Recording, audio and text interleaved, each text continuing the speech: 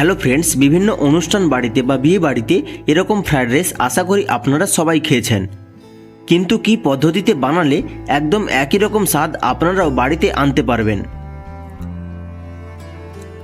আজকে আমি এই ভিডিওতে করে দেখাবো। প্রথমে একটি কড়াইতে জল নিয়ে জলটিকে গরম করে নিয়েছি। জলের মধ্যে দিয়ে দেব 400 গ্রাম বাসমতি রাইস। রাইসটিকে আমি 30 মিনিট ভিজিয়ে রেখেছিলাম। এরপর জলের মধ্যে দিয়ে দেব 3 চামচ নুন। এখানে নুনটিকে বেশি করে রাখবো, কারণ যাতে ভাতের মধ্যে নুনটি ভালোভাবে ঢুকে যায়। এরপর দিয়ে দেব 1 চামচ ভিনিগার। ভিনিগার দিলে ভাতটি সাদা হয়।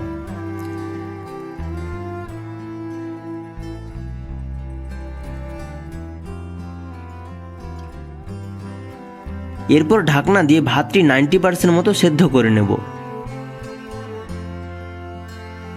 ভাতটি 90% মতো সেদ্ধ হয়ে গেছে। এরপর ভাতটি ছেঁকে নেব।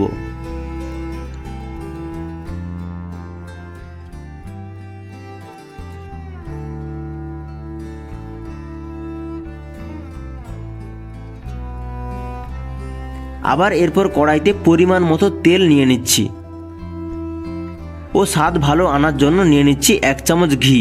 তেল ও ঘি ভালোভাবে গরম হয়ে গেলে এর মধ্যে দিয়ে দিচ্ছি গাজর।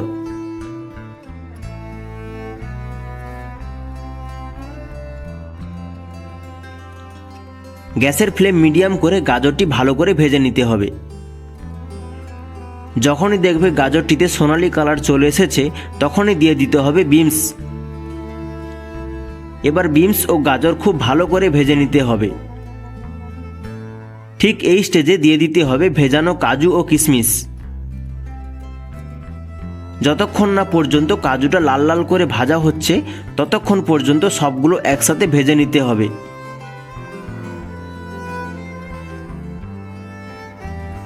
এবারে আমি দিয়ে দেব ক্যাপসিকাম ও এরপর দিয়ে দেব মটরশুঁটি।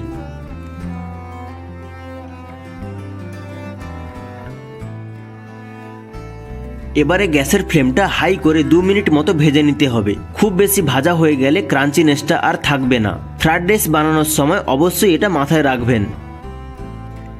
এই ভেজিটেবলগুলো একদম ভালো করে ভাজা হয়ে গেছে। এবারে এগুলো একটা প্লেটে তুলে নেব।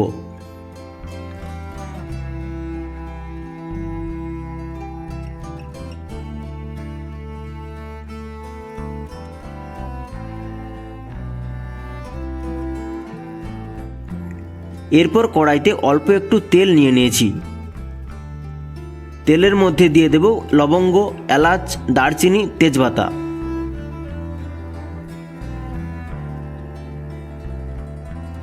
তেলের মধ্যে এগুলো ভালোভাবে ভেজে নেব।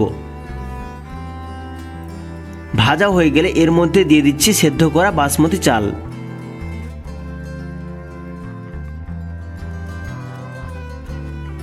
এরপর সামান্য একটু নেড়ে নিচ্ছি।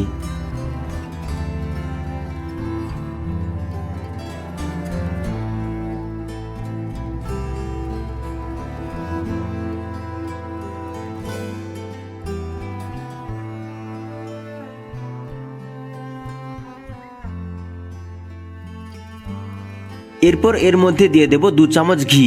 মিষ্টির জন্য দিয়ে দেব 2 চামচ চিনি ও স্বাদ মতো নুন দিয়ে ভালোভাবে মিক্স করে নেব।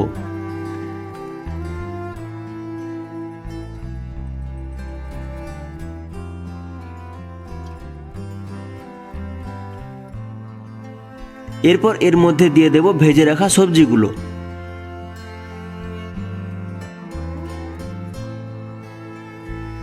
এবার সবগুলো একসাথে ভালোভাবে মিশিয়ে নিচ্ছি।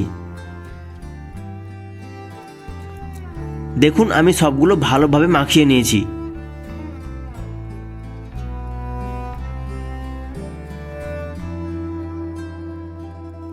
এরপর প্লেটে তুলে নিচ্ছি।